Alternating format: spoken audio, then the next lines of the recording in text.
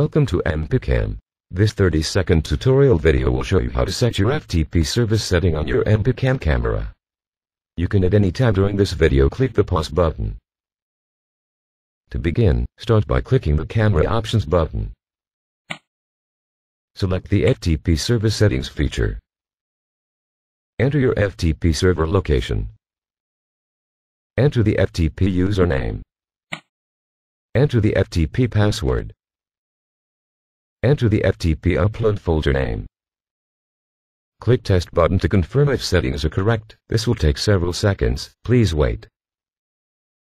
You can set your upload interval time here. Default is to 10 seconds. Scheduler. You can set when you want your upload to occur. Daily, once a day, twice or more often. Once or twice a week. Click Set to save camera settings.